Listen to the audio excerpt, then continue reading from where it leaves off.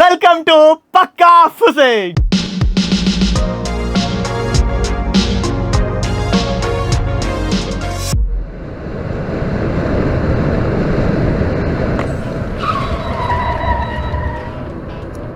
നിങ്ങൾ ഇപ്പോൾ ഒരു വീഡിയോ കണ്ടില്ലേ?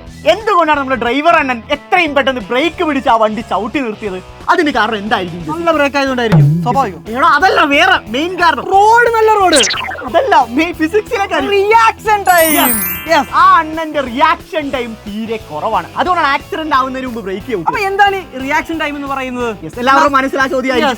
നമ്മൾ ഒരു സാധനത്തിന് ഒബ്സർവ് ചെയ്തു, നമ്മൾ അതിന് തിങ്ക് ചെയ്തു, നമ്മൾ അത് എന്ത് ചെയ്യുന്നു, ആക്ട് ചെയ്യുന്നു. ഇതിനാണ് റിയാക്ഷൻ ടൈം എന്ന് പറയുന്നത്. ഒന്നും അവർക്ക് മനസ്സിലാകത്തില്ല. തീർച്ചയായും മനസ്സിലായില്ല. നമുക്ക് ഒരു റിയൽ ലൈഫ് എക്സാമ്പിൾ എടുക്കാം. ജസീൽ സാർ ഇങ്ങനെ ഒരു ബൈക്കിൽ പോയിക്കൊണ്ടിരിക്കുകയാണ്. അപ്പോൾ ഒരു പട്ടി ഇതാ കുറുകെ ചാടാൻ കാത്തു നിൽക്കുകയാണ്. ജസീൽ സാർ ആ പട്ടിയെ കണ്ടു ഒബ്സർവ് ചെയ്തു. എന്നിട്ട് പട്ടി അങ്ങ് ചാടി. സാറ് അപ്പൊ എന്ത് തിങ്ക് ചെയ്തു? അപ്പൊ ബ്രേക്ക് പിടിക്കണം എന്ന രീതിയിൽ തിങ്ക് ചെയ്തു. അതാണ് തിങ്കിങ് എന്ന് പറയുന്നത്. അപ്പൊ ബ്രേക്ക് പിടിച്ചു. അപ്പൊ ആക്ഷൻ. ഇതിനെടുക്കുന്ന സമയത്തെയാണ് എന്ത് പറയുക? Reaction time. എന്താണ്? ഒബ്സർവ് ചെയ്തു, തിങ്ക് ചെയ്തു, ആക്ട് ചെയ്തു. That is reaction time. വേറൊരു എക്സാമ്പിളിലൂടെ അവർക്ക് കാണിച്ചു എങ്ങനെ ഒരാൾ റിയാക്ഷൻ ടൈം നമുക്ക് പട്ടിയും ബൈക്കൊന്നുമില്ല. എന്തിനാണ് ഈ കമ്പും കോലൊക്കെ ആയിട്ട് വന്നിരിക്കുന്നത്? മക്കളെ, റിയാക്ഷൻ ടൈം നമ്മൾ കാണിക്കാൻ വേണ്ടിയിട്ടാണ്. അപ്പോൾ അതിനുവേണ്ടി നമ്മളൊരു സ്കെയിൽ എടുത്തിട്ടുണ്ട്. ഒരു മീറ്റർ നീളമുള്ള സ്കെയിലാണ്. അപ്പോൾ ആദ്യം ആരാണ് റിയാക്ഷൻ ടൈം കണ്ടുപിടിക്കേണ്ടത്? പുള്ളിയോട് പറയാം, ഇവിടെ ഒരു 50 സെന്റിമീറ്റർ കൈ വെച്ച് വെച്ചു. ഓക്കെ, കൈ വെക്കുവാണാ. യെസ്, ഞാനിത് ഫ്രീ ഫാൾ ചെയ്യാൻ പോവാണേ. ഞാൻ ഫ്രീ ഫാൾ ചെയ്യാൻ പോകുന്ന നേരത്ത് ഞാൻ പറയും ഇടാൻ പോവാന്ന് പറയും.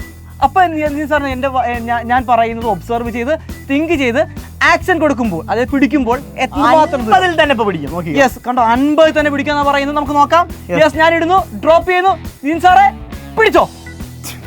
ഓ മൈ ഗോഡ്, 50 തന്നെ പിടിച്ചിരിക്കുകയാണ്. 50 തന്നെ പിടിച്ചിരിക്കുന്നു.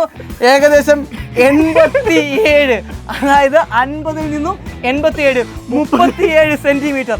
37 സെന്റിമീറ്റർ എന്താണ് ഡിസ്റ്റൻസ് ആണ്. നമുക്ക് എന്ത് കണ്ടുപിടിക്കാം? റിയാക്ഷൻ ടൈം കണ്ടുപിടിക്കാം. ടൈം കണ്ടുപിടിക്കാൻ ഫോർമുല എല്ലാവർക്കും അറിയാതാണ്. T അഥവാ റിയാക്ഷൻ ടൈം √2s/g. നമ്മുടെ സ്വന്തം ഡിസ്പ്ലേസ്മെന്റ് എത്രത്തോളം ഡിസ്പ്ലേസ് ആയി? 37 സെന്റിമീറ്റർ. സോ ബാക്കി ജിയുടെ വാല്യൂ ഒക്കെ നമുക്ക് അറിയാം. 9.8 ആണ്. ഡയറക്റ്റ് ആയി സബ്സ്റ്റിറ്റ്യൂട്ട് ചെയ്താൽ ഉത്തരം എത്ര കിട്ടും? 0.27 seconds. Brilliant calculation. വെറും 0.27 സെക്കൻഡ് മാത്രമേ അതിന്റെ റിയാക്ഷൻ ടൈം ഉള്ളൂ. സാധാരണ നമ്മുടെ ആവറേജ് മനുഷ്യന്മാരുടെ റിയാക്ഷൻ എന്ന് പറയുന്നത് 0.2 സംതിങ് ഒക്കെയാണ്. അതന്നെയാണ്. അതെ, അത് തന്നെയാണ് ഇവിടെ കിട്ടിയിരിക്കുന്നത്. മനുഷ്യരാണ് ഞാൻ തെളിയിക്കുന്നത്. അടുത്ത് പക്ഷെ നമ്മുടെ MS ധോണിയുടെ റിയാക്ഷൻ ടൈം എത്രയാണെന്ന് കണ്ടു നോക്കിയാലും നമുക്കൊന്ന് കണ്ടു.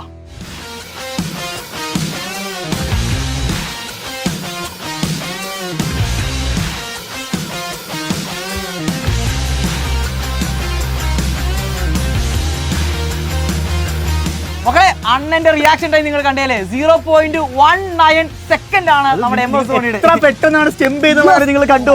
ഏറ്റവും കുറവാണ് നമ്മുടെ MS ധോണിയുടെ റിയാക്ഷൻ ടൈം എന്ന് പറയുന്നത്. ഇതുപോലുള്ള ഇൻട്രസ്റ്റിംഗ് വീഡിയോസും ആയിട്ട് ഞങ്ങൾ വീണ്ടും വരുന്നതായിരിക്കും. കാത്തിരിക്കുക. ബൈ.